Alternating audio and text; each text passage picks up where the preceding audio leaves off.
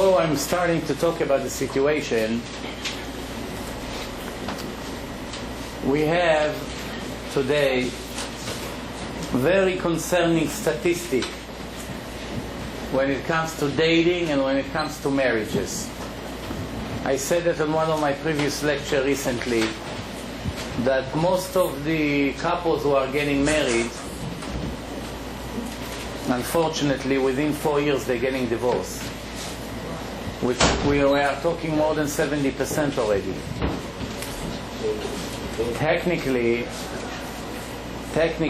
according to the Torah, we always go by the majority. We go by the majority. We do not go by the minority. We always have to go al pi rov, acharei rabim la'atot. Technically, if you really think about it, we came to a situation that if a person review what's going on out there, it would be almost not allowed to get married. Same thing I said, the Torah say you have to lend money to your Jewish poor brother. Brother, not literally brother, from the same mother or father.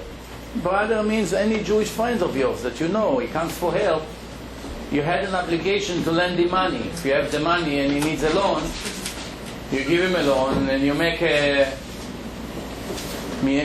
due date. You put witnesses that you gave him the loan, and it's a very big mitzvah.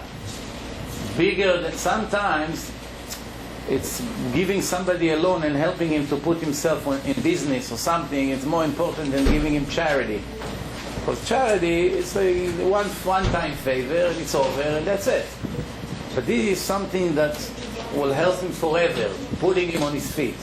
Today when someone is collapsing, everybody runs away from him. Because everyone is afraid, if I'm going to put my money by him, I'll never see it. Technically today, there's no more obligation to lend money to people. Why? Because the statistic in the old days used to be that from every 100 people that you lend the money, maybe one doesn't return. Maybe one.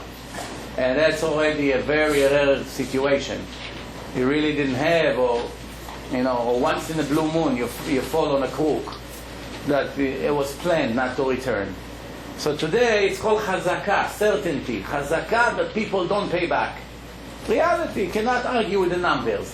You take 100 people, I'm not talking not religious. Not religious is 95% don't return. 5% will return, 95% will play games. They pay 1 or 2 or 3 months, then they start playing games, even if they have millions. That's the way the world became. I'm talking religious people, many of them don't pay back. So that's already not an obligation, knowing that you give a loan and you never see your money. Torah didn't tell you to burn your money. The Torah said, give a loan knowing you get it back. But since today there's almost no chance to get it back, there's no more obligation. Same thing marriages. If you see that all marriages are chas v'shalom failing, almost most of them, what's the point of getting married? That's what a person has to ask himself. So what's the difference? When you give a loan to someone, it's not in your hand. If he will return it or not, it's not anymore in your hand. It's depend on his free choice, of his dignity. And once he decides to give it back, he gives it back. If you decide not to give it back, there's nothing you can do. To be successful in your marriage is 100% in your hand. That's why you're still obligated to get married. Even if 99% of the people fail, you can be the 1% that succeed. I said in previous lecture, everybody has to know, turn the screen, everybody has to know that there are 3 different categories in the life of a person in this world. There is the category that everyone is anxious to get there, happily married. It's a very small category, because hardly anyone makes it there. Happily married, every day it's rejoicing and happiness and living and enjoying every hour. It's very rare. Then there is miserably married, and then there's miserably single. 3 different categories. Now I want to ask your opinion. The married and the singles. The married has an advantage. They know both sides. The single only know one situation. What do you think is worse? Miserably single or miserably married? Married, of course. Single. We have a disagreement here. All the single guys, they are ready to swear that no matter what, let me just get married better than what I am right now. Any way you want it, just let me first get married. Because of that thinking, many of them making critical mistakes that will cost them 30 or 40 years of suffering later. Because of that feeling that no matter what, it will be better than what I am right now. The answer is absolutely not true. It's much, much better to be miserably single than to be miserably married. Why? Because when a person is miserably single, what keeps him going in his life is the knowledge that one day I'll make it. I'll find a wife and I'll get out of my misery. The fact that a person knows I have a chance to change my status, to change my situation, gives them a lot of hope and energy to go on with his life. When a person is already miserably married and he have kids, and now to break the package and go to fight and all these things, they don't even want to start with that. They know our hope, our future is very black. Where are we heading from here? No hope. When a person lives with no hope, his life is empty, finished, is over. It's like a dead person. Same thing, I always ask, miserably poor or miserably rich? What's better? Everybody scream. Much better to be miserably rich. The answer is no. It's much better to be miserably poor for the same concept. He's thinking one day I'll make the million and I'll be a happy man. He doesn't understand that money never brings happiness. It's only an illusion of a week or 3 weeks and it's over. It's expired. The spell expires. And then reality is bitter as it was and sometimes even more. You know? So the idea is when a person lives with a hope, his situation is better when he doesn't have hope. Remember this. It's always like that. So let's go back now. Since it's 100% in our hand, I can get married and be happy. It's in my hand. That's why I have to do it even though right now the status, the situation is that statistically it's not a wise thing to do. Who can tell me what are the reasons for marriage problems? Yeah, let's name them one by one. What do you think is the most popular problem in marriages that people have? In-laws getting involved. In-laws getting involved is right. It's a very big problem. Yeah. Two things. One is in the bedroom, and two is money. Money, it's an issue. In intimate relationship, it's also an issue. Yes. So we name already 3 problems. We go one by one to see how we can. Communication, miscommunication, ego. I should say not only ego, personality, traits, behaving, midot. What we say midot. So we have 5 things. What else? One more thing. One more. There's always a lot of little things. Lack of Torah. One more thing. People don't want to compromise. That's a part of midot. It's traits. Lack of Torah. Lack of Torah, you can also say, but one more thing. Not understanding the purpose of marriage. Getting married, like going to be a doctor not knowing what a doctor is it realistic? Can you become a doctor not understanding what a doctor has to do? It's impossible, right? Can you be a lawyer without knowing what the lawyer is supposed to do in court? What's the purpose of that job? Impossible. But it's definitely possible to become a husband and die a husband and not know 1 minute of your life what's the role of a husband in this world. Same thing with a wife. It's very possible. And that's caused a lot of problems. Why? If a person thinks that his wife is another roommate, like he used to have before he got married, treating her like a roommate obviously will never have a great, kosher, healthy marriage. Roommates is roommates. Wife and husbands is 2 different things. Many couples living like roommates. They leave in the morning, they go to work, they see each other a little bit once in a while, they're getting a little bit closer here and there. That's just about it. They share some money, some things, and that's it. And everybody's always worried when we will have to get divorced, I have to protect my future. So they begin to cheat, and everybody does all kinds of things. I see the phone calls I get. Wives are worried about their security, what's going to happen, I know he's going to leave me, what am I going to do? I have some money on the side, should I tell him, should I not tell him? My parents gave me money, I don't want him to know. As soon as the marriage starts, in America there's an invention called prenuptial agreement. Before you get married, you already get divorced. That's in America. You have to first get divorced and then to get married. You understand? That's literally already arranging the divorce situation. It's hard to blame them, knowing that many women or many guys are after money. So the other side knowing that maybe she doesn't really want me. So since she doesn't want me, I have to prepare the medicine for the sickness that is about to come. I have to be ready. I don't want to look for the medicine when I'm already sick. I have to have it in my closet, that when it comes, I'm ready. If I have it, I get out of it without casualties. If I don't have it, by the time I find it, it will be too late. Somebody asked the Chafetz Chaim, Rabbi, I had a baby boy. When should I start educating, mechanech oto? Where? When? He told him, how old is he? He said, 20 minutes. Just bought 20 minutes ago. Chafetz Chaim said, it's already too late. So what do you mean? He was just born.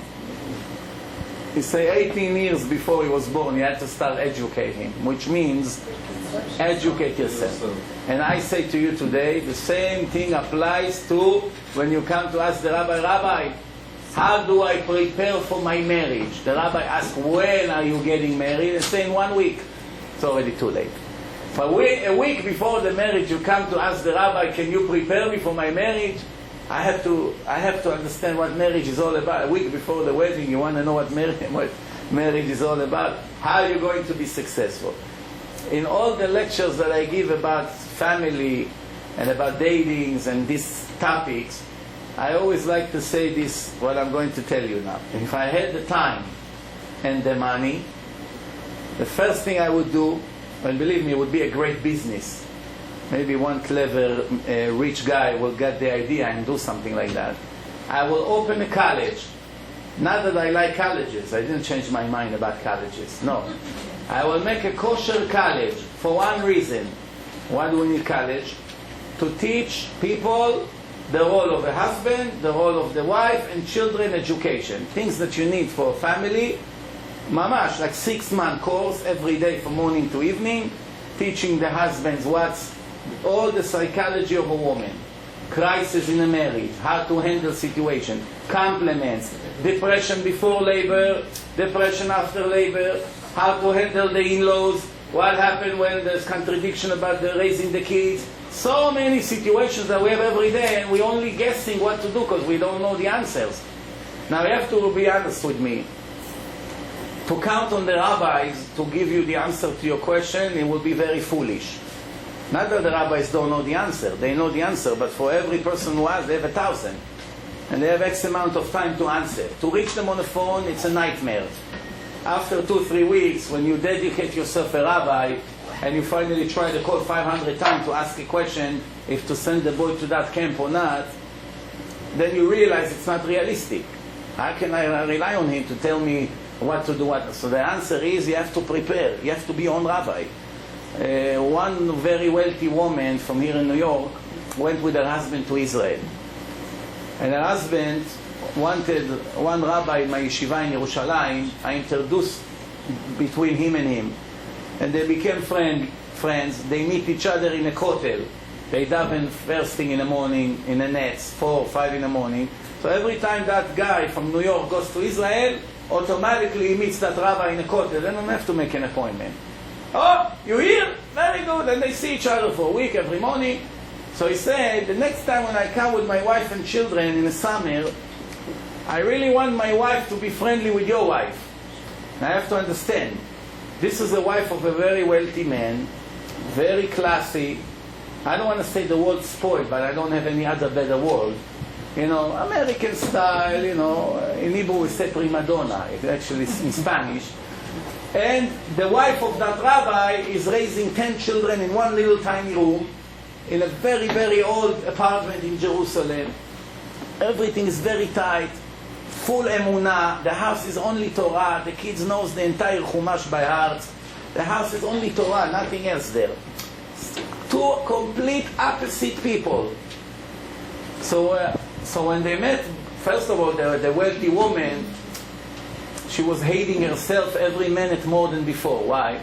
Because she has a big mansion in a very expensive neighborhood here that worth a lot of money.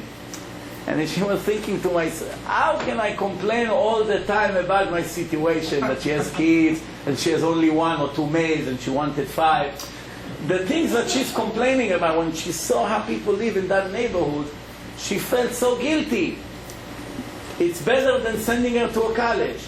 She learned in 1 hour about life more than she learned in 30 years. But that wasn't the point. What was the punchline? The punchline when she asked her, who is your rabbi? So she told her, what do you mean, who's my rabbi? My husband is my rabbi. So she said, your husband is your rabbi? They don't understand that concept. She said, of course, who else is going to be my rabbi? Everybody here is a rabbi. He learns all his life. Everyone here, hundreds of people walking in the street. Here, this is a rabbi, this is a rabbi. What do they do all their life? Learn Torah. So they know all the answers. Every question I have, I ask my husband. What should I do here? What should I do there? What are we going to do here? I have the answer. So that's very good. You have to know who to get married to. Some ladies prepare the nice house with a pool, with 5 maids, but the husband doesn't even know how to open Gemara. You give him Gemara, he holds it upside down. You say, where is Rashi? On the left or on the right? But he has a $30,000 watch. That's what she wants. Some are more clever. They don't want this world. They want eternity. So they go for somebody that is more knowledgeable in Torah. Now, it's not about if you know Torah or not. It's going to affect every minute of your life. You have to know that. The Gemara says someone who marries daughter to an ignorant Jew, it's like tying her to a tree with ropes in front of a hungry lion. That's the comparison that the Torah does. If you have a daughter and somebody came with this fancy car and said, I want to marry your daughter, don't worry about the wedding. We pay everything. We pay the apartment. We pay the car. And if you need help in your business, we'll help you as well. Just allow me to marry your daughter. What's the problem? He's a nice guy. Let's say that he's honest in his business. Let's say he's nice looking. Let's say that his parents are not divorced, if it's possible to still find something like this today. And everything looks okay. There's only one problem. He doesn't know any Torah. In a shul here, 5 minutes, the rabbi speak a little bit before Musaf. That's basically the Torah that he learns the whole week. So most people would say, oh, very good, I want my daughter to marry such a guy. We will never have to worry about money issues, right? In reality-wise, and the next lecture we have to make an arrangement with the neighbors. Maybe we'll break the wall. Huh? We were thinking you have Jewish neighbors in one side? Maybe we'll break. Expand. Yeah. You know, when they used to go to Yerushalayim and a free festival, Shloshet HaRegalim, maybe 1 million people comes besides the people who live in Yerushalayim. So they come over there. So where is room for everybody to sleep? So the Gemara says Yerushalayim is like Eretz Tzvi. It's the land of the deer. Like they have in Long Island Deer Park Avenue or Deer Park, right? I don't know why they call it Deer Park, because they have deers over there. But Yerushalayim called the deer land not because they have deers over there. No deers in Yerushalayim, to the best of my knowledge. So why they call it deer? Why they call it deer? Because it's stretched. The skin of the deer stretch a lot. You can stretch it and it doesn't get ripped right away like other skin or other leather. You can stretch it. So it's called, so when more and more people came, it felt like Jerusalem is expanding. There's more room, and even in Bet HaMikdash, miracles. Hundreds of people bowing down, no one's head touched the back of his friend. Even though they're like sardines. But when they go like this modim, they don't touch one another. That's a miracle. In one tiny room, hundreds of people are getting inside, even though normally it's not supposed to be even for 100 people. Hundreds or maybe thousands of people. I remember one time Rabbi Ovadia Yosef came to Brooklyn to give a lecture in Purim 14 years ago. And I went there with a camera, video camera. I went an hour before because I knew it's going to be packed. I know the shul is very small. Maybe normally you can fit 100 to 150 people in that shul, maximum. So I went, I set the first row with my camera right in his face, mamash, 1 feet from his face. By the time everybody came in, maybe 1,500 people came into that shul, that when there's 150 people on Shabbat there, you're like sardine, you cannot move. 1,500 people inside the shul, and another 5,000 people on the street. The police closed maybe 4 blocks. So, blessing like sardines inside the place. Anyway, let's go back to what we started.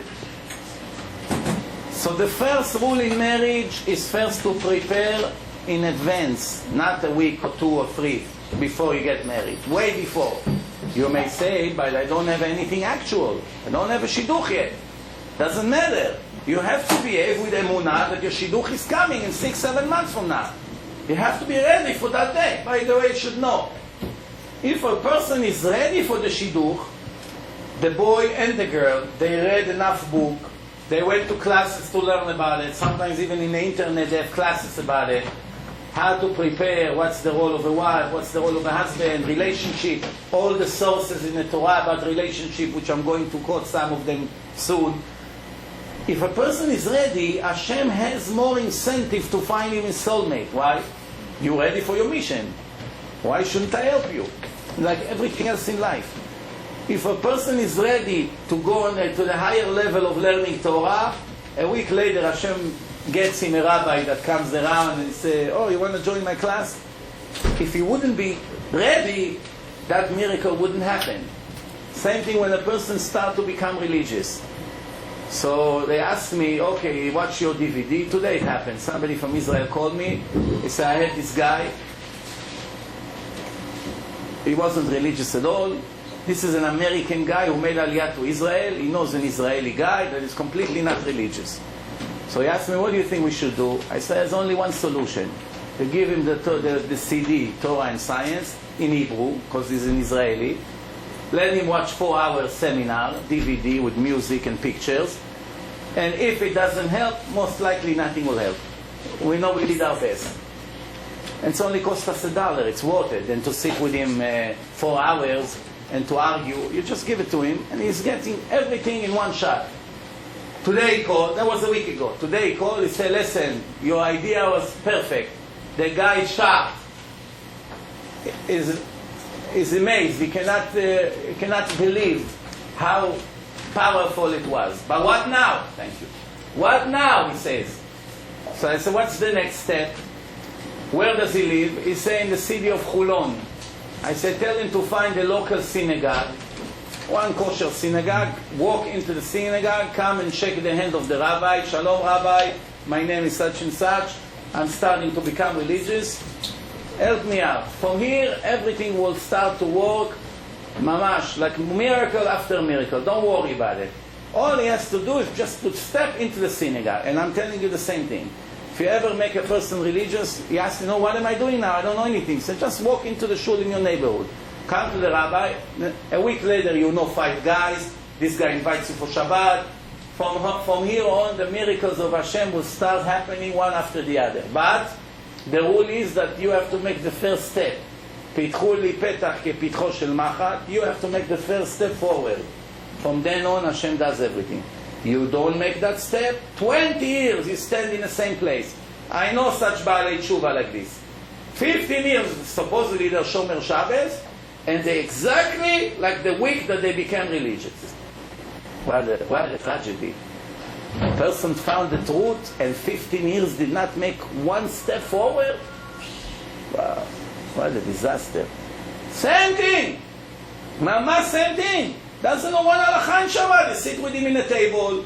Every minute, you're already embarrassed to say. He makes mistakes, one after the other. Mechalel Shabbat here and here, squeezing, taking the sponge, squeezing, cooking, pulling back liquid things to the blech. Mamash, one Chilul Shabbat after the other. Cutting from the tree. Oh, mamash, horrible things. Why is it? He never came to that shul. He never came to show up. Never came to show up. Same thing in marriage.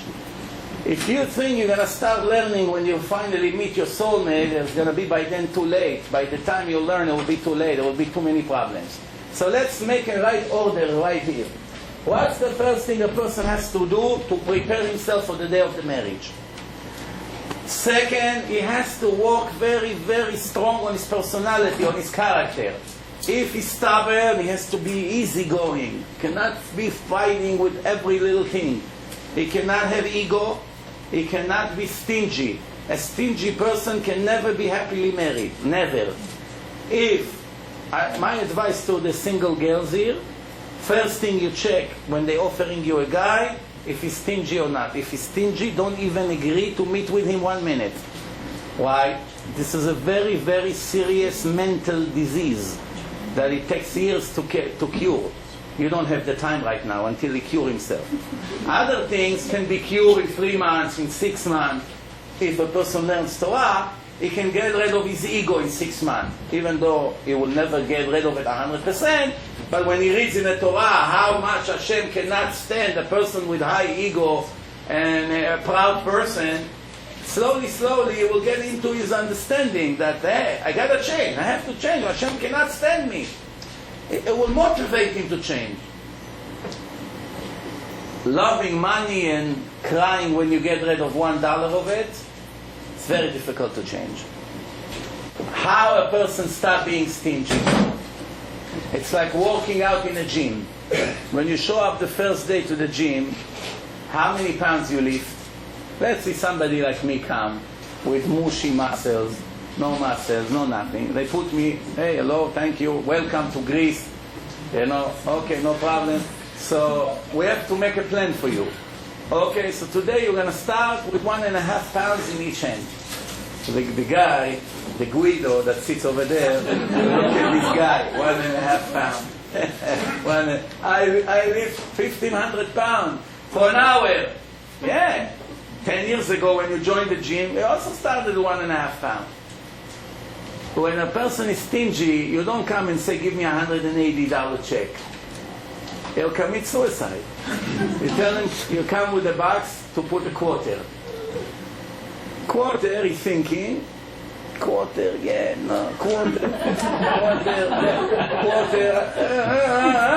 The rabbi, the shamash comes again, goes like this, in the end, say, okay, no, quarter, he puts quarter. He suffers for an hour, tomorrow he'll come, again quarter, he puts a quarter, 55 minutes he suffers. The next day, 40 minutes. Oh, finally he's okay with giving quarters. What's the next step? Now he has to give 50 cents. So constantly he's increasing like the pounds. 2 pounds, 3 pounds, 5 pounds, 7 pounds, 700 pounds. You get there. It's a process. The Chazal said, I didn't invent that. It's in the Gemara. If a person gets himself used to do something, slowly he gets used to it. Like everything else. Where does it say it in the Torah? אחרי הפעולות נמשכים הלבבות. After the actions follows the hearts. Not after the hearts follow the actions, like most people think. I love it, I'll do it, Rabbi. Don't pressure me. What do you have to offer? Tefillin, 2 minutes a day? I love it. Mezuzah? How much? $60? Okay, I love it. Put it here. Here, $60. I have mezuzah, Baruch Hashem. Tzitzit, come to me in the winter. Not now, Rabbi. Rabbi, look. 105 degrees.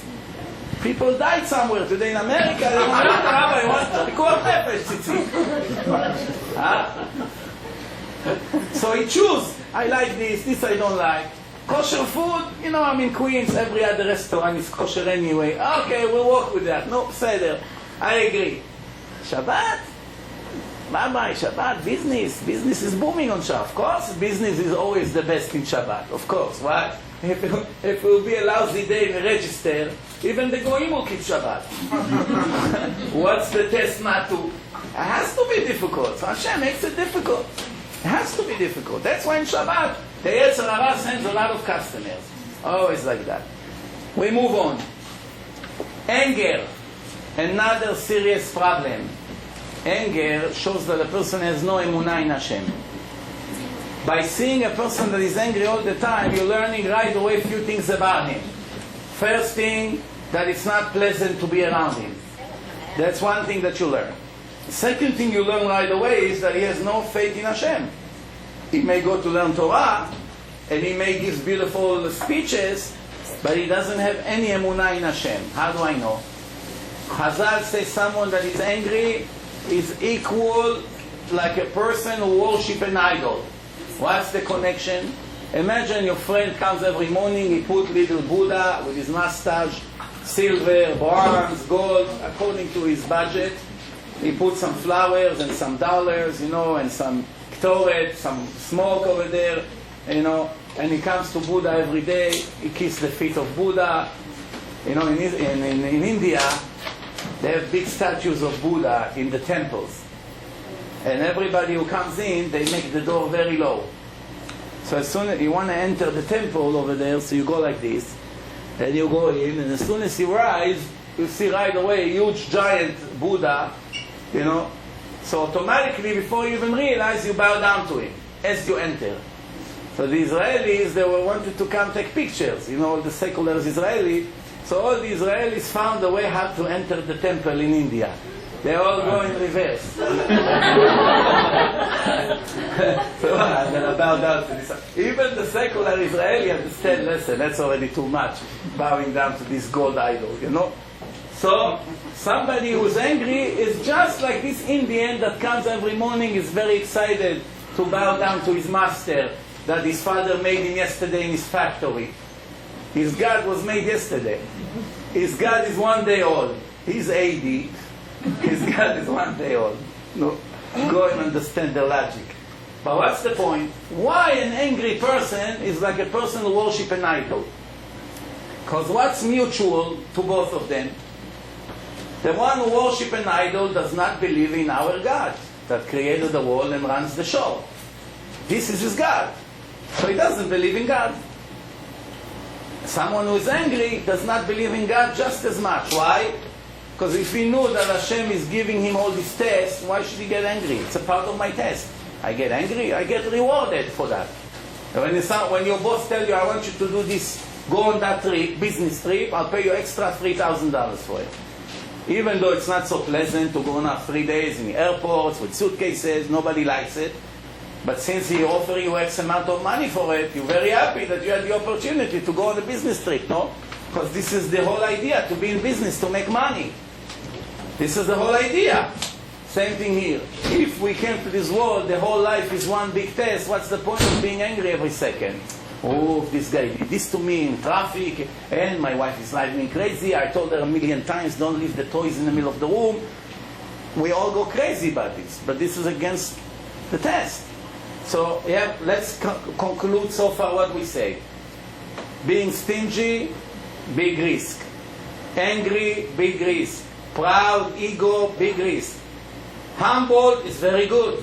Someone is humble, even if he's not so religious, you can walk with him, because he's a humble person. Most of the people who rebel against religion comes only from one reason, ego. I am a man de Amar. I know better than Rabbi Shimon Bar Yochai. I'm better than the Rambam. I'm better than the Vilna Gaon. You tell me what they say, I say what I say. The person realizes I'm a little roach, a mosquito compared to the Rambam. He doesn't open his mind. Yeah, the Rambam say it. No problem. Sometimes people tell me in the lecture, not the lectures in English, in different language. They say, Lo kuval alai. Who knows Hebrew here? I quote something that Hashem says in the Torah, and she gets up and say, or he, Lo kuval alai. I'm not accepting it.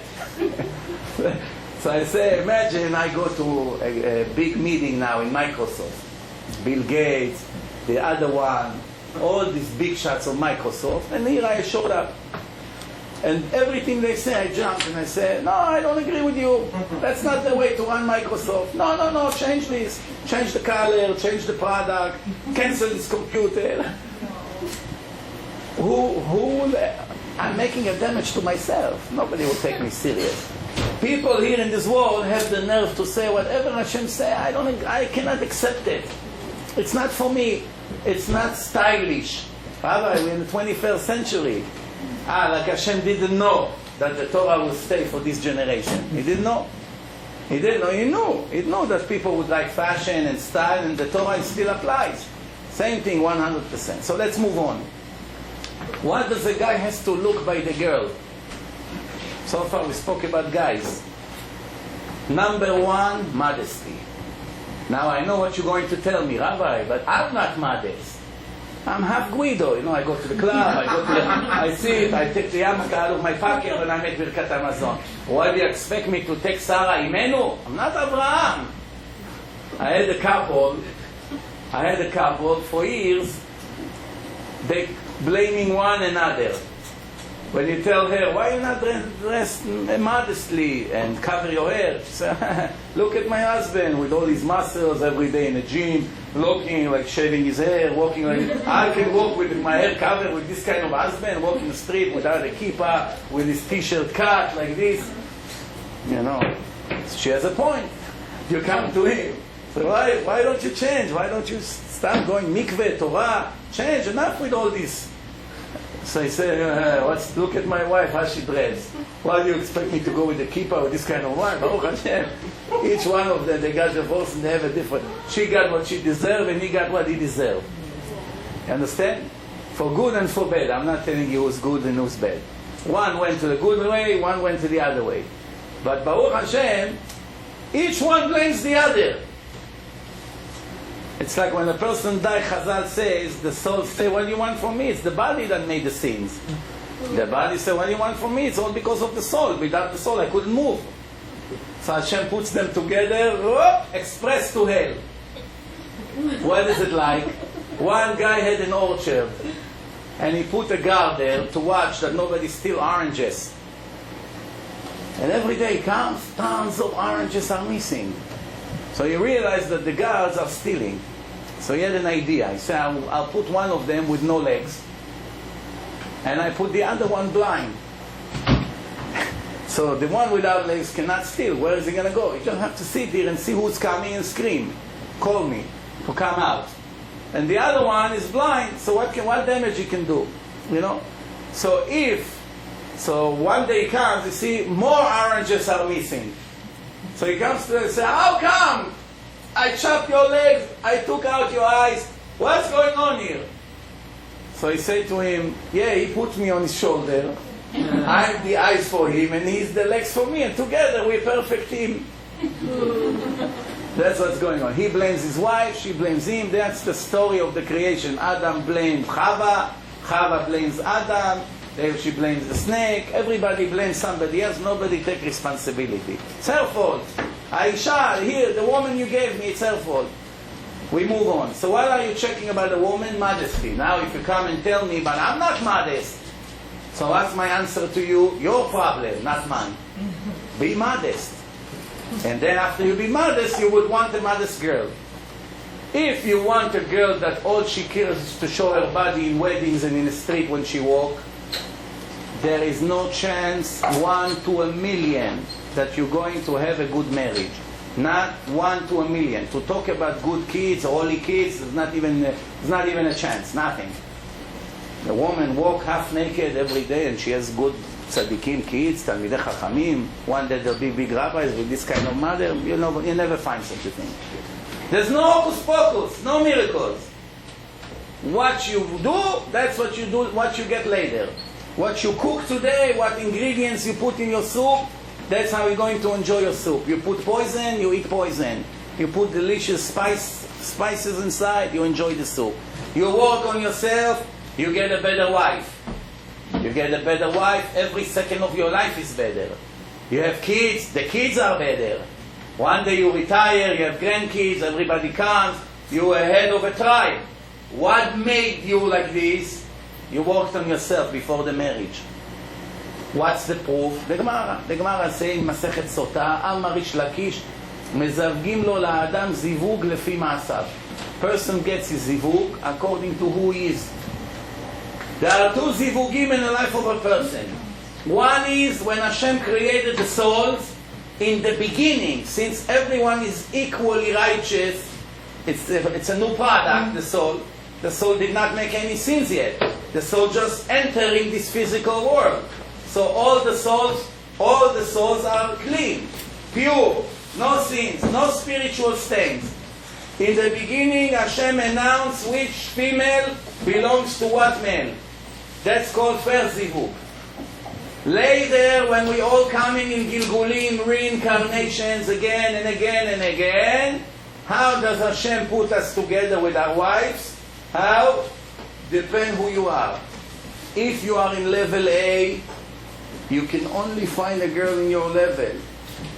You don't find a guy that age 20 finished the entire Talmud and is a big Yerei Shamayim tzaddik that is connected to Hashem like crazy glue, with a girl that just came out of the beach an hour later. You never find such a shidduch. You never find a girl from Beit Yaakov Tzadika that reads Tehillim and loves Hashem and modest and always her hair is always picked up. She's not putting tons of makeup. She's not going to places that a Jewish girl not supposed to be there.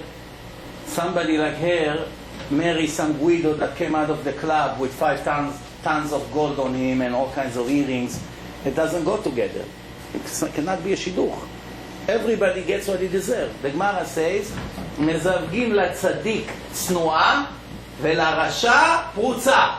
I always like this example because it answers everything in life about marriage. Usually, tzaddik means righteous, rasha means wicked. So if the Gemara says, righteous boy the Gemara should have said righteous girl. Wicked boy get wicked girl. That's not the language of the Torah. No. The Torah says, righteous boy with a modest girl. Modest girl. Wicked boy with a prostitute. Why? Why only that? That's all you care, Hashem, about the woman, nothing else. What about Shabbat? What about Tehillim? What about she cooks, she does chesed? You know, what about all the other things? It's all important, don't get me wrong. Without modesty, it's almost worthless.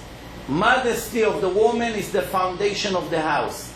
Foundation of the house. It's generations after will benefit from the modesty of the girl.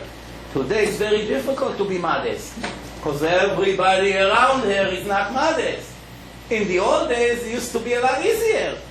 You were nothing special. Almost every other girl is modest. To be not modest would be something you have the guts. Today, to be modest, you need guts. Because everywhere you go, hey, you crazy? You're only 20 and you dress like this? It's the Yetzer Hara. Same thing mikveh, when a woman gets married. No, Rabbi, the mikveh, it's disgusting. I cannot look at that. Unfortunately, because people speak like this, every mikveh that they build is $5 million and up. Why? Not to give these ladies any excuse that the mikveh will be like 5-star Hilton hotel. Every mikveh you go, some mikvehs, they bring people to see the beauty, like a trip, a tour.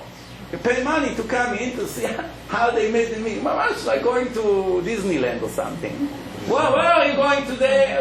We're going to see the mikveh that is being built. Well, what's special about it? The beauty. Why? Not to give them any excuse. The water are being purified. They scrub everything over there. Everything is clean. Clean towels. Every woman before she goes in, clean the nails, cleans the ear, clean the body, take a shower, brush her hair.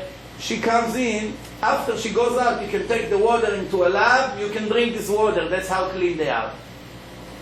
Over there, not for me, Rabbi. I can't. Take her to Sheraton Hotel in Manhattan or in Cancun, I don't know where. She's swim. Beautiful. 5,000 kids made their bathroom there just from the morning. All the kids there. Mommy! all these guidos with their sun lotions, you know, they're all full of oil. They jump in, all the oil goes inside. So it's mixed with bathroom, with some oil, coconut oil, some creams, hairs that falls off. People were sitting with all their sweat, so now the sweat also got involved. Then chloride started. Mamash, delicious Chinese soup. Over there, she has no problem swimming and sometimes even accidentally drinking the water. And she doesn't vomit after she drinks some water. But when it comes to the mikveh, Rabbi, you know what the sacrifice it is for me to go in? You know, in the old days, the mikveh wasn't like this 50 years ago. 50 years ago, 50, not more. In Bukhara, in Morocco, in Syria, you know how the mikveh was? A huge hole, 200-300 feet under the ground to reach water, spring water. They had to make it very, very deep. It wasn't like today, rains coming, comes into the pool, cement, beautiful marble. No. They made a cement hole, very, very ugly. And the water is either spring water, most of the time it was deep, so it's spring water that comes out from the ground.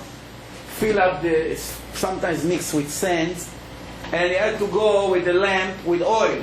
It's not like today, electric, everything nice, shiny, mirrors. A woman had to go in, she takes a towel with her, and it has to be at night. No cars, no lights in the street, no perfumes, no Winnie the Pooh standing over there. Madam, please let me open the car of the limousine when you come with your fur coat into the mikveh. No. She comes, whether she's rich, poor, it doesn't matter. She comes with a lamp, a little piece of towel, and she had to walk in the stairs. Ooh, snakes, scorpions, cats, rats, they all joined the party. Yeah, that's how it was. Other option was, like in Russia and other places, to walk, take off the clothes, go walk on the ice. Walk to a place where the ice is a little bit soft, take a stick, break the ice, make a little hole, take off the clothes, 10 o'clock at night, 20 below zero, and go into the water and comes out. That's how it was.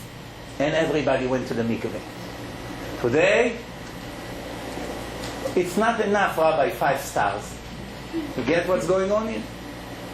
Modesty, number 1. Number 2, also midot. The personality of the girl.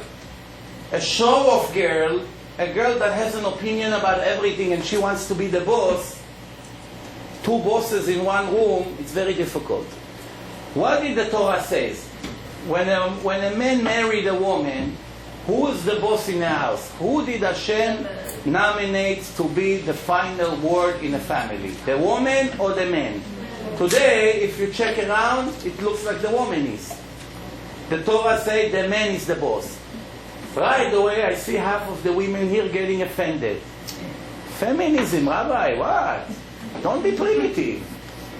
Don't be primitive. The reforms, not only the women control, she's the rabbi of the shul. The gabbai is the man, the rabbi is the woman with heels and a leather yarmulke and a nice talit with a tchelet. She comes with a microphone. Baruch et Hashem Amvorach. And all the ladies, hallelujah. You understand what's going on? Yeah, that's what's going on today. In America, go to Philadelphia, see what's happening there. And Yom Kippur. The priests come to visit with the member of his choir. So you have half of the Jews, half of the Goyim together. They sing Hallelujah in Yom Kippur with the piano. That's the way you want your life to look. Or you want a wife like your grandmother used to be. You know, I remember, I'm not such an old guy, but when I was a kid, I used to go to people's houses, you know, so I saw how the older people from the previous generation used to respect the wife, the husband, how they used to do everything, never complain. And they got married 12, 13, 14 was already an old woman for marriage. 11, 12, before her bat mitzvah she was married already. Age 18, she already walked with 2, 3 kids. She does the laundry, they have a donkey in the backyard, they grind their wheat, they make bread. No laundry machine, no dryer, no air condition, no nothing. No complaints. Today, the more you have, the more complaints. No, go and establish a home. So, rule number 1, modesty. Number 2, check who the girl is. Angry, liar, wants a show off, all she cares about is what she dresses and what she's going to buy tomorrow. Marriage cannot be successful with this kind of woman. Woman that she's down to earth, she can be pretty, she can be not so pretty, down to earth, she doesn't have high demands, she knows the role of her husband, she knows her role, she can prepare for the marriage. That's a chance to succeed. Otherwise, it's going to be very difficult. Now, finally, prayers, the most important thing. Above everything I say, in this generation especially, when the world is a complete zoo, it's very difficult to find shidduchim. The system is completely broken to pieces. There's no shadchanim that knows how to do the job like it used to be. The whole system is all materialistic. If you have money, they're offering you, and if you don't have money, they don't. There's so many problems around, a lot of politics, a lot of racism. I don't want to go into details. Everybody understand what I'm talking about. One thing we have to rely on, Al Avinu Shebashamayim. If he doesn't help us, nobody helps. So that's why I tell every single guy and girl here, don't be embarrassed. Every day, make yourself a schedule. 20 minutes, 30 minutes that you have time, instead of sitting and watching a soap opera and cry because somebody shot somebody there. Yeah? Instead of that, just lock yourself in a room with nobody bothering you and speak to Hashem until you feel the tears coming from your heart. Goes directly from your heart on the floor. And you talk to Hashem and you see miracles in mamash, in weeks. You see everything starting to change. It's amazing sgula. With tears. No tears, it's not going to be so productive. Hashem, I'm already 30, I'm 35, I'm 40, I'm 40, everyone with these problems. How much more are you waiting? How much more? You want me to be 70 in my son's bar mitzvah? Help me out now. Scream, talk. I don't give any guarantees. I'm not Hashem. I'm just telling you what the Torah says. Hashem says, I say it in His name. Sha'arei dim'a no ninalu. The gates of tears are not locked. Some gates are locked from our sins. The gates of tears will always be open, no matter what sins we do. And we make plenty of sins, each one of us, many sins. One thing we can rely on. I'm a sinner, I'm wicked, I'm not faithful, I'm not honest, I'm not religious enough, but I have one weapon. I come into the room and I cry to you like a baby, and right away the tears wave most of the problem of the stains, and you're willing to listen. Okay, let's set you up. Then one other thing, you have to be very careful, those who are Kohanim, which girls they're dating. Because for instance, a girl was with a goy, she cannot be with a Kohen. Also, some Kohanim, believe it or not, hard to believe, they hide the fact that they're Kohanim because they're afraid not to get married.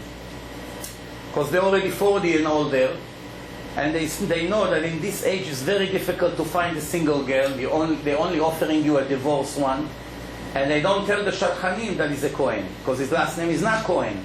His last name is something else. His grandfather was a Kohen, he just became recently religious. It's not saying.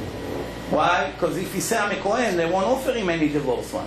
Now he has to sit and wait that they're giving him a single girl, 37 years old. It's harder. So they hide it.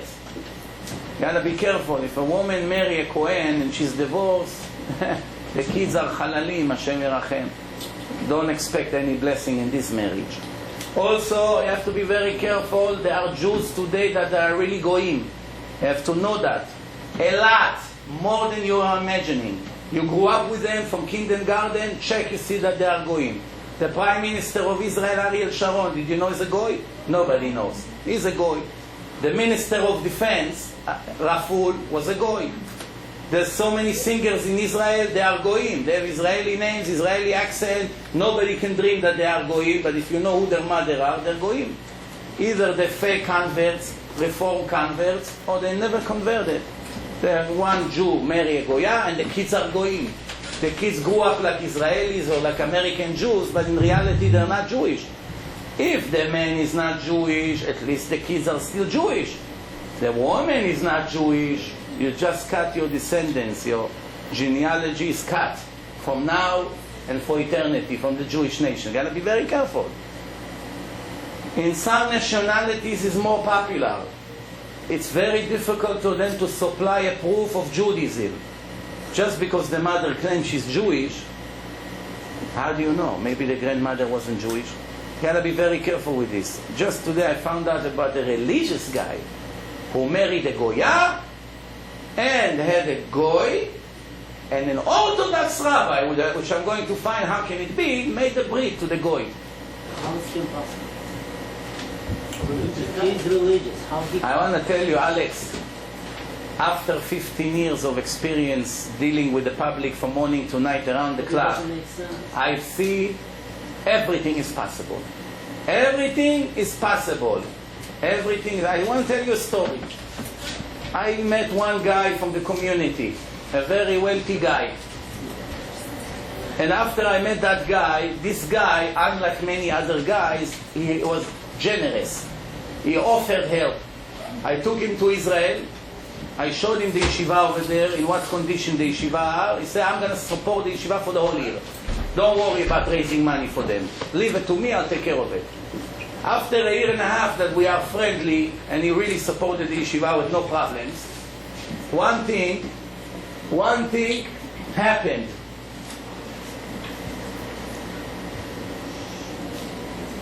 Somebody called me up and said, run quickly. He met a non-Jewish girl. She's driving him crazy. I called him up, I want to meet you in Queens. I met him in Orach Chaim Yeshiva in Main Street. I got it out of him. I took up his cell phone, I saw a telephone number inside. So I want you to delete the number, call her now, not to bother you, to delete the number right now. He said, no, Then when I started to look at the number, I saw 150 names of women over there. All women, one after the other. I told him, you're not embarrassed of yourself, you shomer Shabbat, put mezuzot in your house, you put tzitzit, and you're making sins day after day, night after night. So he said, but I have to return to her earrings. She has earrings that she left in my house, big silver earrings with diamonds or cubic zirconia. I don't know what was these earrings. So I have to go drive to Brooklyn to give it to her. I said, yeah, sure. Give it to me, I'll drive. I'll give it to her. You stay here. I took him to Austin Street to get a new phone. We smashed that phone. Then he won't take the numbers. 150 sins of karet inside that phone. You smashed or he smashed? I smashed with his permission. So, we saved the guy. No, that story didn't have an happy end. So far it sounds happy. Usually in the movies it's bad in the middle, it's good in the end. Over here it was good in the middle and it ended very bitter. After a few months, he went to Florida and he went to buy a very expensive watch. The Russian Goyot, before they came to the world, their mothers teach them the job. You know what job I'm talking about. Not all of them, some of them. That's a job. You want to get out of your misery, out of that village, out of the poverty, go where the wealthy people are going and hunt a wealthy guy. That's profession. So they're standing there over there where the expensive watches are. Who goes to buy a $50,000, $60,000 watch? Only very wealthy guys. So they stand over there, they have the beauty. As soon as he went there, she started to, the next thing, he brings her back to New York. A few weeks later, I find out about it. I confront him. This time, he doesn't cooperate like last time. No, I'm converting her. I'm already speaking to the court, to the Beis Din, to the rabbi, everything. Then comes the time of his wedding. So he says to me, are you coming to a wedding? Now I depend on him. The whole yeshiva depends on his money. It's a big test. I said to him, you really expect me to come to a wedding knowing that you marry a Goya? How am I going to stand next to the chuppah there and you give me a bracha and I know you marry a Goya? The worst sin in Judaism. He started to scream at me on the phone. Why you think you're better than all the other rabbis? He started to name all the rabbis that are showing up to his wedding. All Orthodox rabbis. One after the other. And some of them are bigger, much bigger chachamim than me, I tell you. They know much more Torah. And they're older and they have more experience. One after the other. So I said to him, with all the respect to those rabbis, I cannot come. Please don't get offended. It's nothing personal. It's against the rule. Of course, it's needless to say, he cut me out, doesn't want to even hear my name anymore, he cuts the budget, cut everything, but Hashem sent another guy, saved the yeshiva. 3 weeks after, Hashem sent another guy to save the yeshiva. So in the end, you don't lose by doing the right thing. You just have to challenge, to address the challenges. And that's the concept of the whole life. In the end, he married this Goya. And then I hear that he bought her a dog for $2,000, and now we have Goyish kids. He's over already. All his religion, he came to religion, in the end, it's like filling up water in a bucket and kicking it. And you lose everything. Convert. And if a girl convert because she loved the Mercedes of the future husband, that's not a conversion. It's called Giyur L'Shem Ishut. When a guy convert because he loved his girlfriend, or when a girl convert because she loved the guy, that's a fake conversion. She never gets a Jewish soul.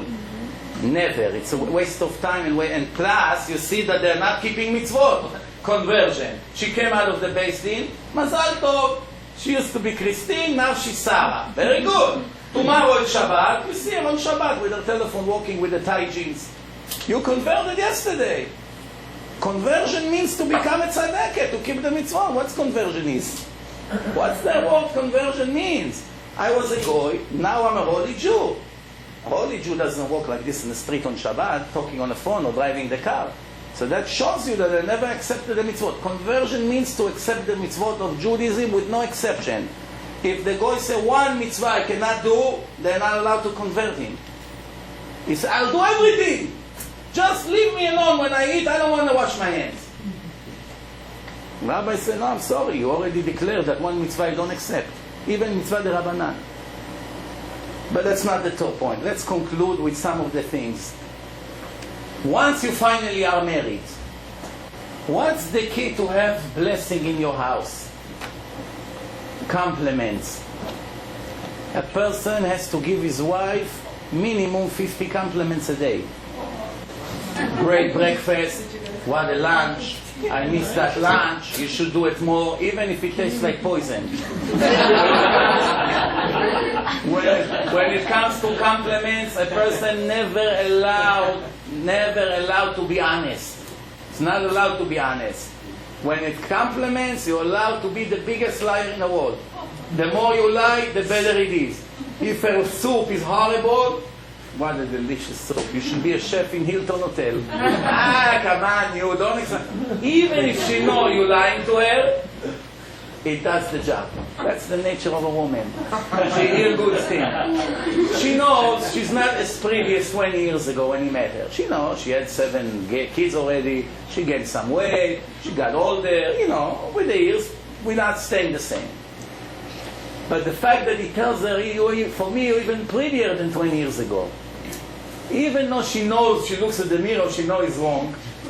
But believe me, it makes great connection. Compliments all the time. The biggest mistake, never compare her to your mother or to your sister. You should do it like my mother. I have to take you to see how my mother makes it. You finished her.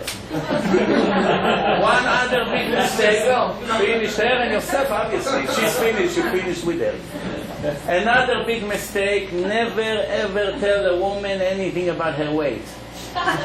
If you want to tell her that she became a hippo, you send somebody that you trust and ask her, do me a favor, when you speak to my wife, tell her enough pressing all day. It's time to get on some treadmill, If you tell her you gain weight, your intimate relationship with her are finished that moment for good.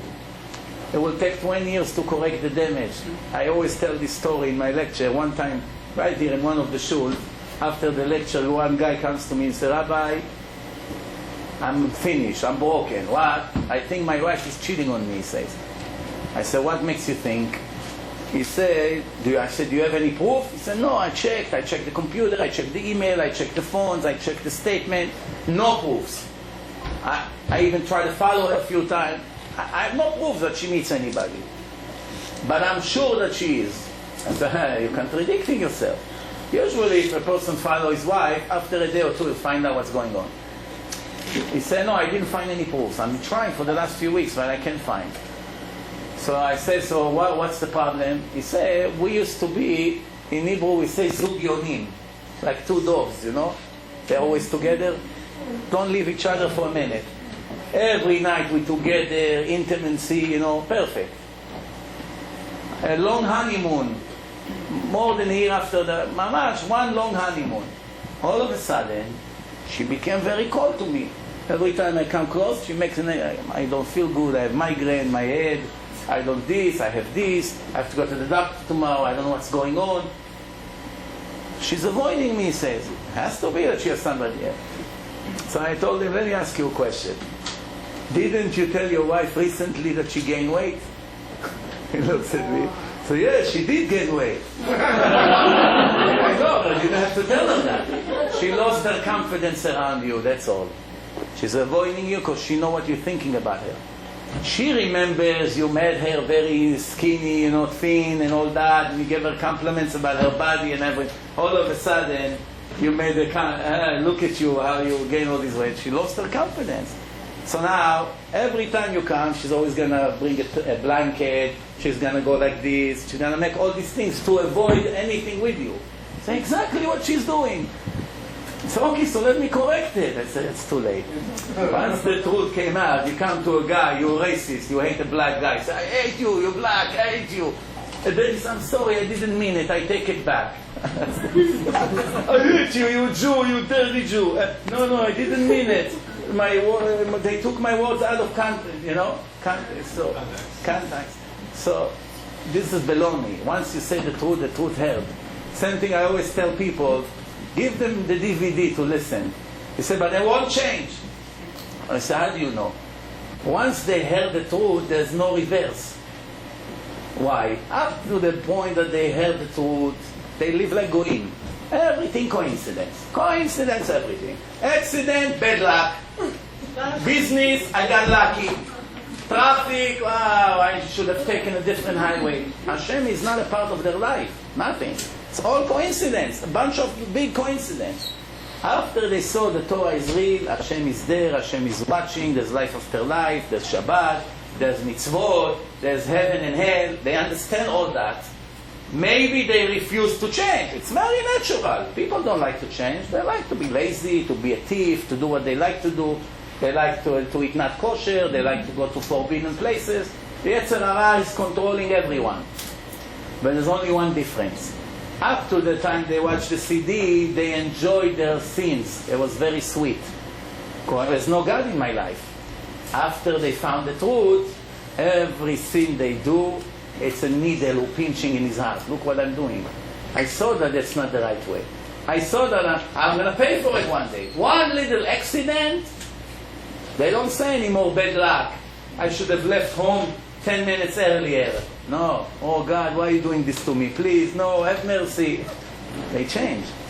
A year or two later, you see them in Mincha. I had one time a bunch of guys. All of them hippies, hair. They came from India. They live next town, next to Monsey. One guy took me there. There was one guy sitting in a kitchen. There's a shelf there. He sits on the shelf, like a window between the kitchen to the living room. So I tell him, come, join us. He said, no, leave me. I'm not for this. You talk to them. It's not for me. No, me, oti azov. Leave me. No, I'm not interested. So this guy that brought me said, leave him alone. He's a lost case, this guy. So when you tell him, leave him alone, right away you have more incentive to get him. Come, Eli, come. No, leave me alone. It turns that he listened more than all of them. He was pretending that he's there. A month later, I come to Satmer. You know what Satmer is? I come inside to daven mincha. Who do I see in front of me? Mr. Eli with the kippah, praying Shmona Esrei. A month later, I said to him, leave me, huh? No, not for me. I said, the truth is the truth. He's a very big Rav in Israel. He writes books. Rav Ovadia Yosef wrote about him, Talmid Chacham. When he went to Israel, he donated all his books to the shul. I opened the books. I saw all the comments he wrote on the side. Genius. Leave him, leave him, leave him. The truth enters, you live in a conflict. The same thing, modesty. A girl that doesn't understand what modesty is, she allows herself that all the guys would look at her and give her compliments. If she only see what a heavy price for every minute that she walks like this in the street, she's going to pay eventually. For $1 billion a day, she wouldn't agree to dress like this. After you show her the truth, even if she walks like this, she doesn't enjoy it. So very soon, a month after, she said, what's the point? I suffer walking like this. I'm not enjoying like I used to. Because now I know the truth. Same thing the guys. Mechalel Shabbat every Shabbat. If he finds out that he loses eternity for stupid ride that he drives on Shabbat here and there, the price that he's going to pay, the reward that he's going to lose for such stupid pleasure, doesn't make sense. Once he knows the truth, he cannot enjoy driving on Shabbat. That's the concept. How do you build your home? Besides compliment, everybody understand his position. Never ever mix the in-laws in your private problems with your husband or with your wife. It's the biggest mistake. It's impossible to correct it. Because you and your husband make peace an hour or two later or a day after. But the parents already hate him. Why? All they heard from you is negative about him. You got married. 3 months after the marriage, already 9 incidents. Every couple have these incidents and arguments, especially in the beginning where they're not experienced. The parents record everything. The mother see her son-in-law, she cannot look at him. Why? She heard 9 different times that he abused her daughter, he's not nice, he left the house, he kicked her out of the house. Whatever happened between couples, she cannot look at him. Then it gets to a point that the in-laws getting involved and ruining the marriage with their own hands. It's one thing that they sit home and cry, which is also not smart to tell them, to make them suffer. But then comes the next step, that they start to interfere. And they call, and they speak Lashon Hara, and all of a sudden the whole street knowing that this wife is horrible, my son is suffering from her. Don't give her a chance to make tshuva, or to him to make tshuva. I promise you, more than half of the marriages in this place, Queens, are broken because of the parents. And whose fault it is? The couple. While you're getting your parents involved, what, you're a little kid in kindergarten? Kadem, be a man, handle your life. What is this? Every little thing about your wife you have to tell them? Plus, there's one more conflict here. Women and men don't understand what the Torah says. The Torah says, ועזב את אביו ואמו ודבק באשתו. What's the rule of marriage? A person is leaving his father and mother and getting sticking to his wife, which means his wife is top priority. If the wife says, I want to go here for Pesach, and the parents say, no, we want you to go there, the parents do not count them. You have to go with what your wife is happy with. Of course, if she wants to go to Miami Beach, you don't have to listen to her. She'll destroy you and her together. But if she wants to go to a kosher place, let's say she has a sister, they're religious, that's where she's happy to be in Pesach. You got to cooperate with her. You have to make your wife happy. You understand the idea? The parents do not count. If the wife wants to stay home and your parents want you by them in a holiday, you have to go with what she said, not what they say. If your father makes a comment against your wife, you have to cut him that moment. Not to let him say it and let him feel that it's okay to speak against your wife. You have to tell him, I expect you never to do that mistake. This is my wife, you're not allowed to talk against her. Whether you like it or not, keep it to yourself. Even that you have to respect your father, your wife comes before. Your family comes before. Same thing the women. They want to get married, but they want to be 1 block away from the mother. To live in 2 worlds. I need my husband. I already have 5 cars. That's okay. It's cold. Baruch Hashem. I say it always, when you come to a place that is hot, you only suffer for the first 2 minutes. From the time you come after a shower and you're all clean, once you begin to sweat, it doesn't matter anymore. Whether you sweat 1 gallon or 5 gallons, doesn't matter. I feel my back as the Niagara Falls. But somebody told me, don't worry, you lose weight, it's good. Free exercise. So anyway, mamash 5 more minutes and I give you time for questions. Never get the parents involved. Never. How much ishtadlut a person has to do? One other problems we say that financial problems, especially in these days, sometimes ruining the marriage. How a couple get to a situation that because they are broke and they don't have enough money, they are considering to end their marriage? How? Only one reason. No emunah in Hashem. If a Jew knows this is the way Hashem wants me, there's nothing to do with the fact that I'm married or single. Hashem wants me right now to be poor. Not to have money for cars. Not to have money for restaurants. Not to have money for a new suit every month. That's what Hashem wants. Why does my wife has to pay the price or my children? Just because, the same thing the wife. Wives have to know when to demand and when to let go. So wife see that the husband is working very hard and he doesn't make enough living. She has to give up a lot of her demands. Even though she's suffering from it, she got used to it by her parents, she has to adjust herself to the new situation. Right now Hashem wants you to live in poverty. He wants you with 5 kids in 1 bedroom. If He didn't want you here, you wouldn't be here. So why are you blaming your husband for it? The husband is a puppet. He's not bringing the parnasah. Hashem sends the parnasah. What's the point of blaming him? Same thing, thinking that I'm going to send him to work an extra job won't solve the problem.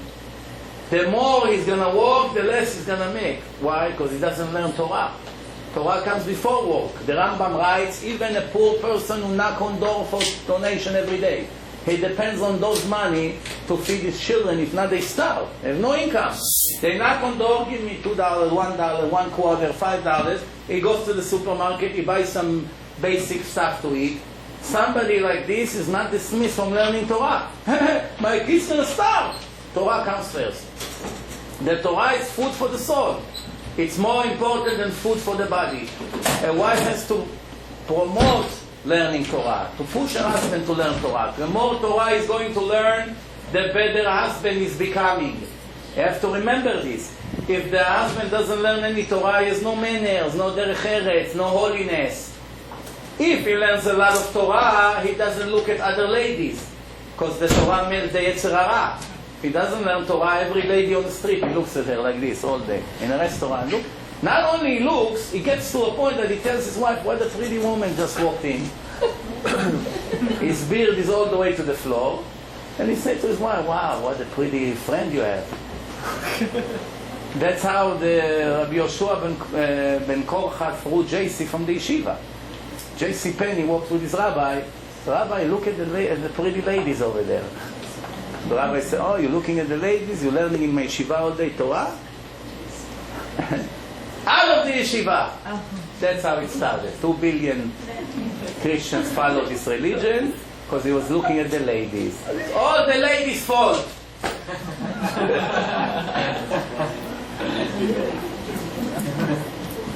That's how JC was kicked out of the yeshiva. One of the Tanaim saw that his girl is so pretty, when every man that walked by looked at her, he started to pray to Hashem to take her away. Why? What father prayed to Hashem to take his daughter away? What? A father that understands that this life is not important like the next life. It's better I will lose her in this life than lose her for eternity. If my daughter walks in the street and everybody looks at her beauty and makes sins after her, she is guilty of many things. She has a problem. It's an obstacle. Every woman wants to be pretty. It's not always good. Average is better. Too pretty is problems. All the guys who marry 2 pretty girls, they have problems. Problems everywhere. That's how the Yetzer Hara. The Yetzer Hara doesn't leave the handsome people. The more pretty they are, the more problems they have. If they're average, to be ugly is not also, it's not a bargain, you know. To be average is always good. Not to be too rich, not to be too poor. Not to be too pretty, not to be too ugly. Not to be too fat, not to be too skinny. But one thing, it's good to go all the way to the extreme. Pride. From pride, you have to go all the way to the humble side. You gotta be humble. With ego, there's no 50-50 like everything else. The Rambam writes, a person has to be normal. Not too proud, not too angry, but not a fool. That everything people step on his head. When you have to stand on what you deserve, you have to say. But when it comes to ego, not even 1% is permitted. I'm nothing. You understand? That's what's going on here. If a person learns Musar every day, even with his wife, it's very recommended. There's a couple in Muncie, they have in their living room a guideline, an agreement. Somebody that went to eat there by Shabbos, he told me. He said, you're not going to believe. They have a takanon. You know what takanon is? Like an agreement with provisions, contract. What does it say? If we're going, and they both sign on it, and they hang it on the wall. If we have a fight, we must resolve the issue before we go to sleep. That day, not tomorrow. So we cannot go to sleep. Moshe, it's 1 o'clock. You want to apologize? No. Okay, we continue to wait. We sign. It's letter. You know what? Okay, forgive me, I'm sorry. Next time I'll give you more money, don't worry. One rabbi's wife was making him tea for 6 months every morning. One day he left a little bit. She comes to drink the leftover. She drinks, she spilled it. Boy, what happened? She been putting salt instead of sugar for 6 months. And the tzaddik doesn't make a beep about it. He drinks it not to insult her. And he goes. Only after she tasted, she realized what a husband she is. Rav Ben Zion Abba Shaul is the biggest rabbi in the world and the biggest Kabbalist in the world, the biggest chacham, a giant. He sits in the kitchen and peel okra for his wife with a knife. And talk to her about the phone bill. He cares about the phone bill. He cares if he has okra or not. Anyway, he didn't eat all this. That's build relationship. The nature of a woman is to talk a lot. I need to talk. Not now, I'm tired, I had a crazy day in the office. But I need to talk. He doesn't understand, you must let her talk. You must let her talk. Even if you're not interested in what she said. You know, I went to the store, and there was red shoes, and then they came with the blue shoes. I got confused, but this one is buy one, get one free. I don't like it. The store, every time I go there, they're not keeping their promises. You know, I had a coupon, I lost it. You know. Why do you care? Pretend. Oh, really? Very nice. You say, you go like this, and inside you are, שניים אוחזים בטלית, והתלה שלי, oh yeah. What do you say? Repeat.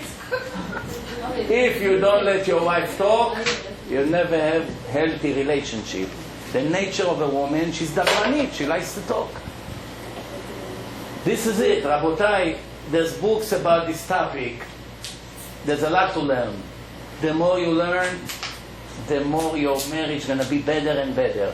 A person has to know, this is the last thing for tonight, and then I give you time for questions. A person has to understand, if you be nice to all the people in the world, complete tzaddik, Baal Chesed, a holy person, you teach Torah, you save souls, you do everything, everybody looks at you, wow, what a legend.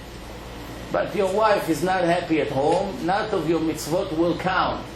Your wife is your ticket to heaven. If she will sit home and cry, your parnasa get affected, your olam haba get affected, your children get affected, your decrees get affected. A person has to understand that. People in some communities in Queens, without saying names, Amivin Yavin, we say in Hebrew, they think the wife is a shoebox. That you went to the store, you bought shoes, so you got it with it. No, what can I do? They gave me a box. You didn't get the wife because you need children, or because to save you from the sins. Yeah, it does save you from the sins if you have a wife. But that's not the purpose of it only. The purpose of it is that this is the other half of your soul. You don't like her, you treat her not good, you make her cry, you make her miserable, everything is a fight, you're like a policeman, like a little Nazi in a house. You know, Nazis, you see them, you freeze. That's the feeling of your household, the kids, everybody like this. You're not achieving your goal, but it's a big tzaddik. And there's another common problem among the very religious guys. When they become very religious, what do they want to do? To learn Torah all day. Sounds very good, no? Every rabbi will tell you, Baruch Hashem, what a tzaddik. No, not always. Depend. Not every wife in this state of her life can live this kind of life, that her husband is 10 hours in the yeshiva and she goes to work and takes care of the kids. She picks them up from school, kindergarten, and then she does the shopping, and she cooks, and she doesn't have a maid because he's an avrech, he doesn't have money. He learns Torah 2-3 years, and then she has a mental breakdown, and his house is finished. And the kids are on the street, one is here, one is there, one is a bum over here, one is a bum over there. Why? The Torah made it. You have to understand, even the greatest thing in history, which is the Torah, you have to know when and how. If she's not ready, if you chose her to be your wife, you are stuck with the situation. If you took a wife that she pushed you to yeshiva, don't worry about me, I'll manage, I'm strong, and you see that she's really Eshet Chai, go ahead and learn, of course. But if you took a wife, she's, delicate, she's a little bit spoiled, she's, she loves this world, she loves to have normal apartment, she cannot live in a zoo. You chose her, you dated her, you saw who she is, it's not fair to do it to her now. You chose her, you told her, you swore to her in Mektubah that you supply her A, B, C, and you're not fulfilling your obligations. And what are you going to say in Shamayim? But I learned Torah, so I have news for you. One rabbi was learning Torah all his life. And one time, being a speaker, it's a catch-22. If you make the lecture too long, even if everyone enjoys, later they complain. If you made it too short, they say, it was so great, why you stop in the middle? It's a no-win situation. So one rabbi, he stayed 1 extra hour in yeshiva. Remember, in the old days, there was no telephone. So he couldn't call his wife and say, I'm staying 1 more hour to learn today. By the time he came home, he saw his wife is crying. What happened to him? He died. Is it possible that Hashem took a man that sits and learns Torah and he wanted to stay extra hour in yeshiva to learn, and for that he's going to die? What? He chilel Shabbat? What did he do? He went with Christine to the park? What did he do? What did he do? He sat and learned an extra hour Torah. So big deal. His wife cried for an hour. He comes, he apologizes. I'm sorry, I was in yeshiva, don't worry. She should also assume. But since he was very precise, every day he came home in the same time, and she thought that something happened to him on the road, she got so nervous, Hashem said, you should have been responsible not to make your wife suffer for this hour. Boom, for that he died. Why the Gemara brings this story? The rabbi should have hide a story like this, not put it in a Talmud. Shouldn't. If I would write the Talmud, I would think a million times to write a story like this. I don't want to discourage guys that learn Torah. It may discourage them. The answer is to show you, yes, Torah is the most important thing, but your wife comes before everything. And I know the wives are going happy home now. Wow, I made the year. But the wife understands that the man is the boss, and she was created for the man. Hashem made the woman from the man's body to show her without him you have no existence. You're not a separate creation. You are a creation that came through him. Why? Because I created you as companion to the man. You have rights, he has to buy you gifts, he has to give you all kinds of things, yes. But don't ever forget that your whole existence comes for one thing, to be the other half of this man. Without him you have no existence. If there was no men in the world, there was no women. If there was no women, there were men. That's Hashem made the man. And then after he said, Vayar Hashem ki lo tov heyot ha'adam levado. Hashem saw that it's not good for the man to be alone. He made him ezer kenegdo. Chazal says, Zacha Ezer. If he has the merit, she's Ezer, she helps. Lo Zacha Kenegdo. She goes against him. You understand? I think it's enough for tonight. I'm sure you have some questions about it, or even things that I did not speak about. The singles, the married, Baruch Hashem, there's a lot of people here. Now it's the time I will try to answer all your questions. Anything about the marriage, about children, about dating, now it's the time. No? Everyone is afraid to be the first one. We should date before you get married. Good time. Depend. If you're Hasidic, how long people should date before they get married? The Hasidim date once or twice and they get married. That's their mentality. The other religious people marry for few months, dating for few months, 2, 3 months, 8, 9, 6, 5 dates, depend. Baalei tshuva, people who grew up not religious and then became religious, they need more time. Why? Because they are in their mind is very contaminated from all the sins of the past.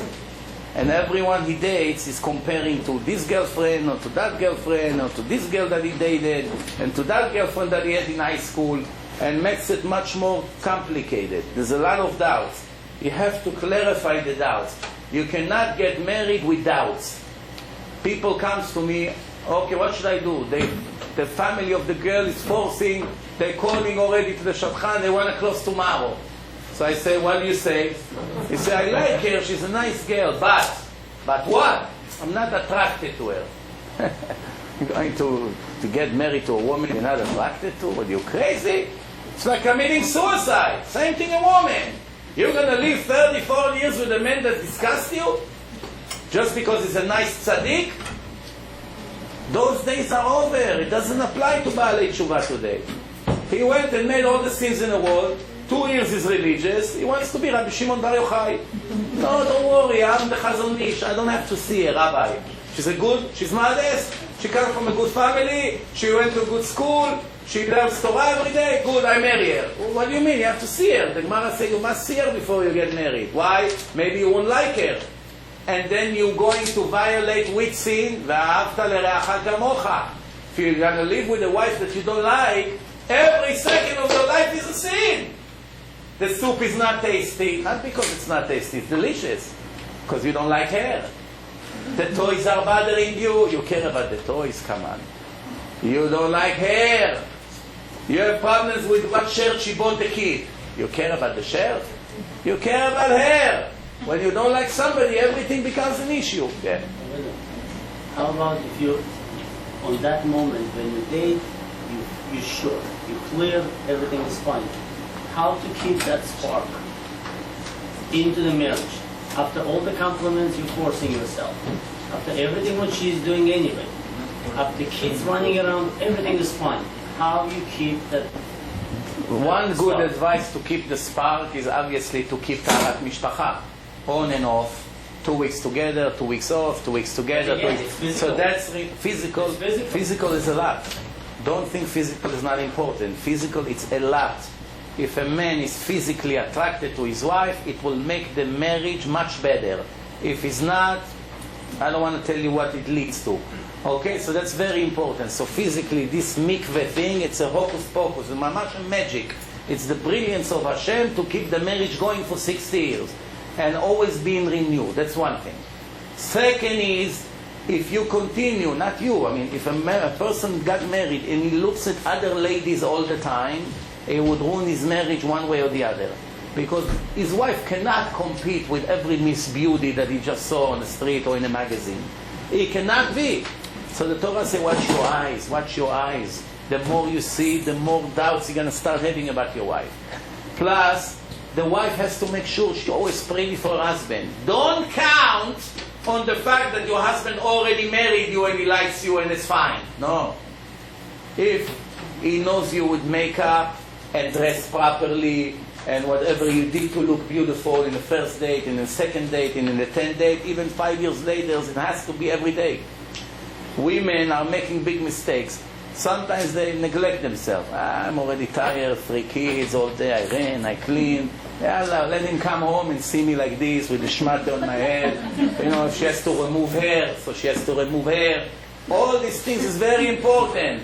I'm telling you, I would open a college, the divorce rate would go from 70% to 0.7%. Because most of the divorce come from ignorance. Personality issues and ignorance. And this can be treated. Yes? Is it halacha if a Kohen, you were talking about Kohanim, if they remarry, do they have to go through the same process of marrying someone who wasn't married before or who wasn't dating? Yeah, why not? Or does He has to meet her now to check everything out. if he remarried, if he was already divorced and he's remarrying someone. No, Kohen doesn't have limitation. If he's divorced, he can get married.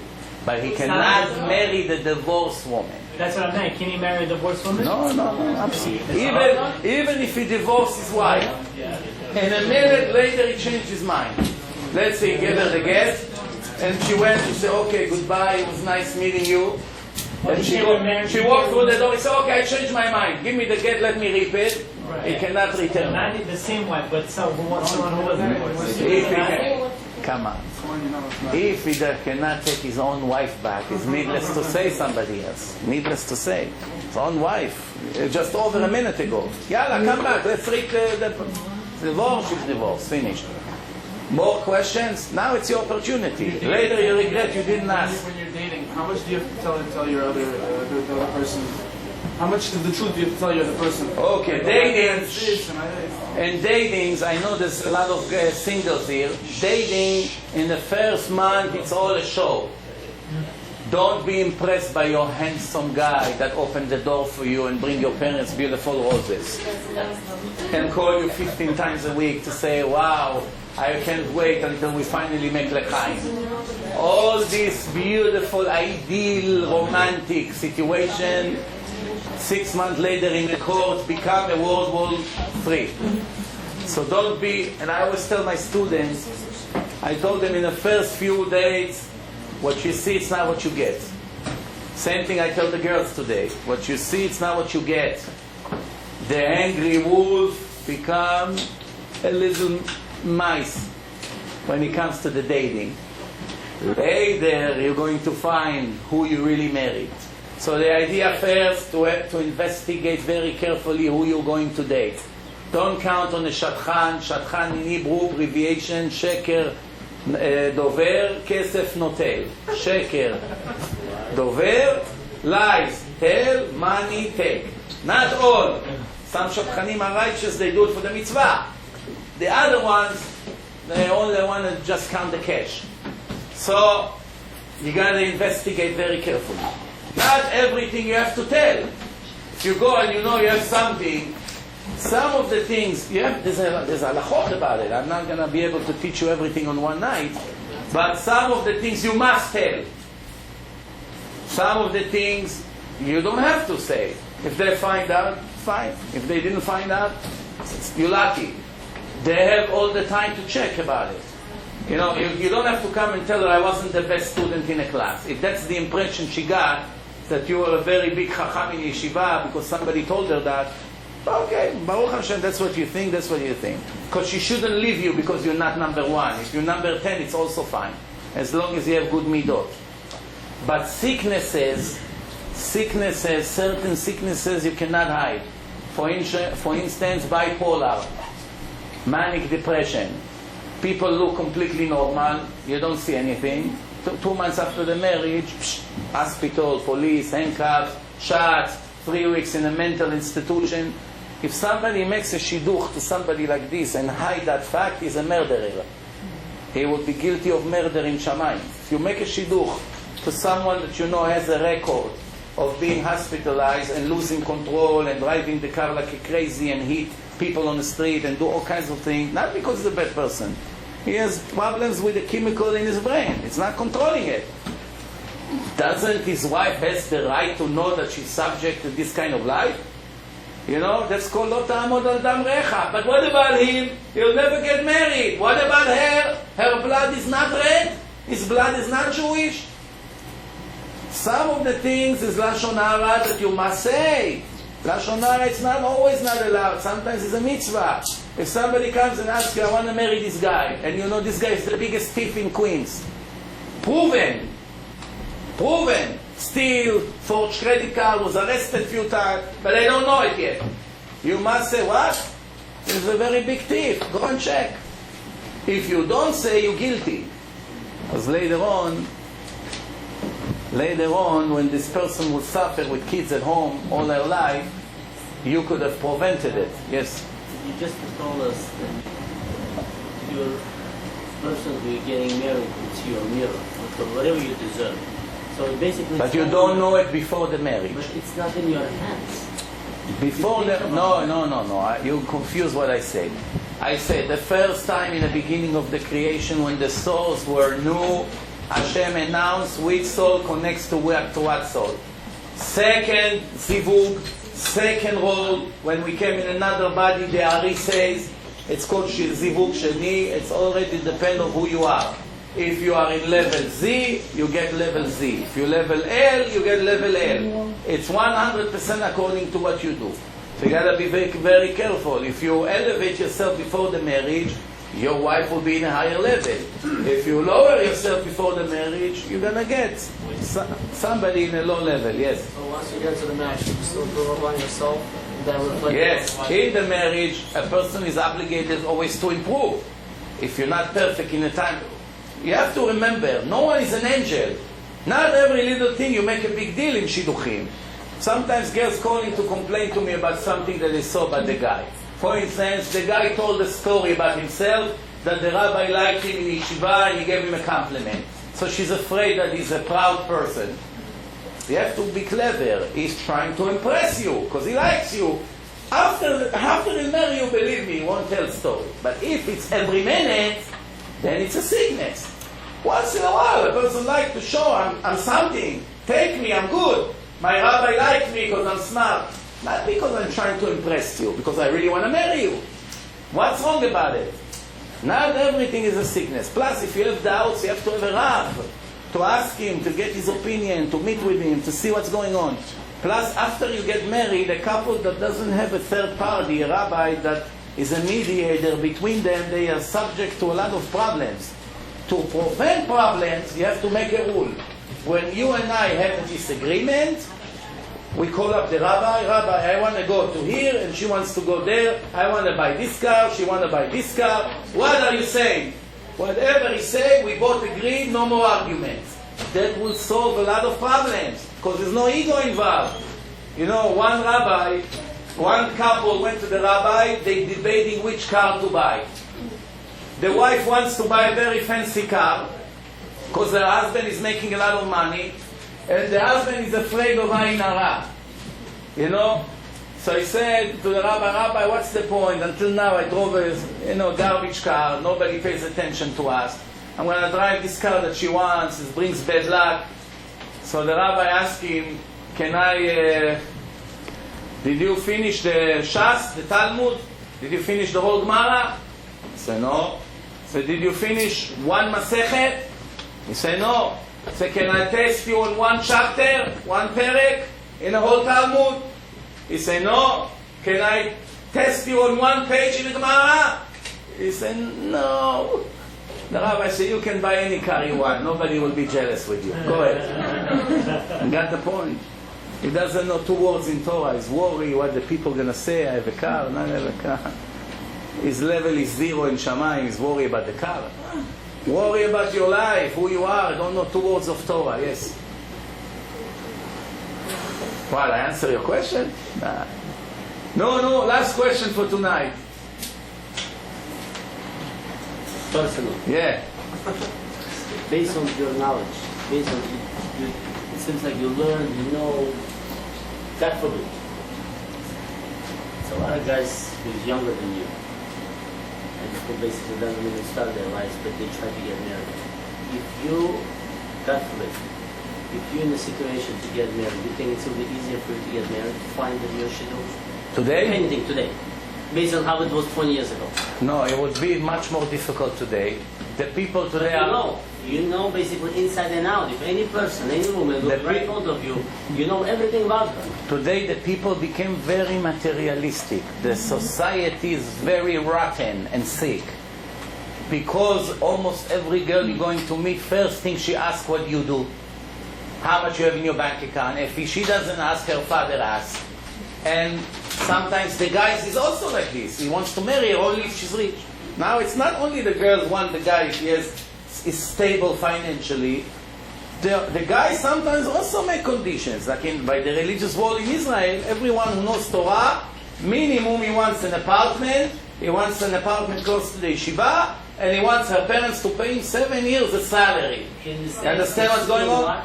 Not only was it difficult to get married, now they made it 7 times harder to get married. And many girls are 25, 26 in the religious world. It's not the regular world of Baal Tshuva that you can get married 40 and it's still okay. In the religious world, being 26 not married is almost like a death sentence. Because that's it. If she's going to get to 28, everybody will think probably she has a defect. She's barren or she's sick. If nobody married her, such a pretty girl until now, forget it. Why she's not married? Because her father is not a millionaire. That's all. That's her crime.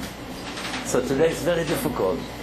We have to make a switch in the mind of the people to stop thinking only about money and wealth and convenience and enough with this.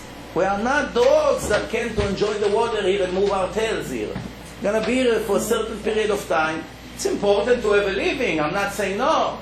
But there's much more important things. All these people who wanted wealth, if you see how miserable they are, I get their phone calls, they go crazy. What's going on in their big, nice mansion? You have no idea how miserable they are. A nightmare. I know because I see it. Before I knew it from the books. Today I know it from the books and from reality. Because I see them, I go to their houses, I get their phone call, I see what's going on. And you come basically who you became. I'm sure you work on yourself. Most of us, basically, about half of our life, we grow up with the materialistic. Right. It's not easy to give away. Right. It's not easy. It's not easy, but it must be done. No choice. It must be done. Must be done. The same thing to become Shomer Shabbat. It must be done, but it's not easy. You have to close the business. You have to supposedly... But it's only one day. It must be done. The whole life is one day with it. It's different. Look, you have to understand one thing. A girl that has problems marry a guy that have problems. When both of them have problems, the whole marriage has a lot of problems. Each one brought his problems to the marriage. What's the chance to be successful? There's no choice.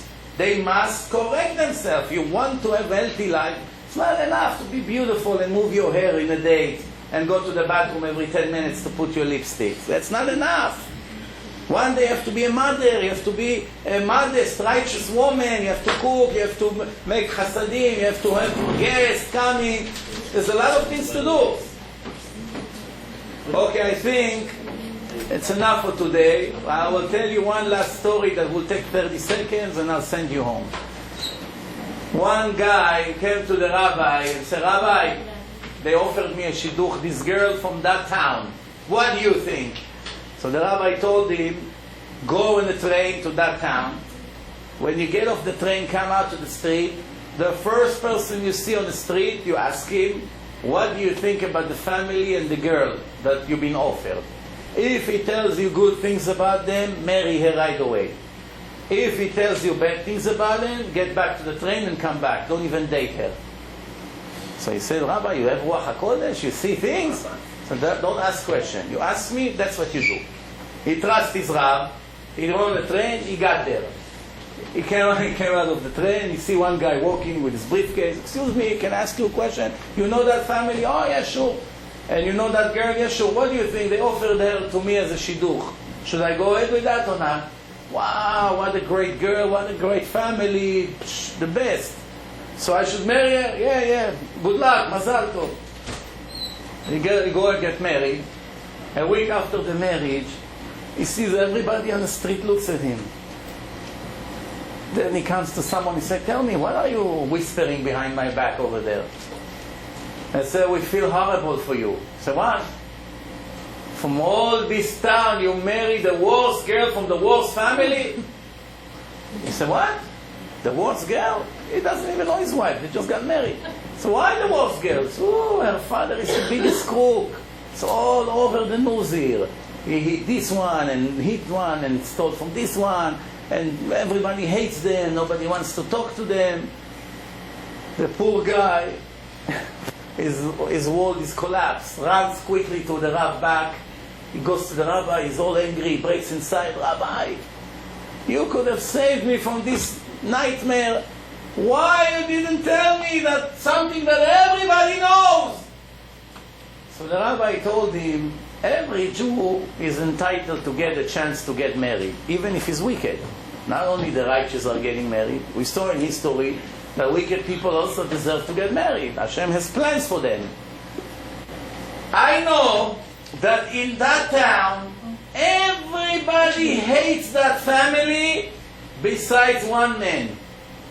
There's only one man who likes them from 10,000 people. I say to myself, sending you on the street, asking the first person, what is the chance that you meet the one who loves them? 1 to 10,000. It's almost impossible. Guess what? From 10,000 people, who did you ask? That guy that loves them, because he's a crook like them. He's a father partner in all the robberies. So now be happy. Rabbi, what be happy? Be happy. You are the only person in the world that can swear with holding a Sefer Torah that you married your real shidduch. Everyone is thinking, is my wife is my real shidduch or not? Did I do the right thing or not? Even he loves her, this pride. He always thinks, how do I know it's my real shidduch? How do I know? You know for sure. What? Hashem directed you only to this person because she's your shidduch. Next time, before you blame me, blame yourself. That's what Hashem wanted you to. Thank you very much.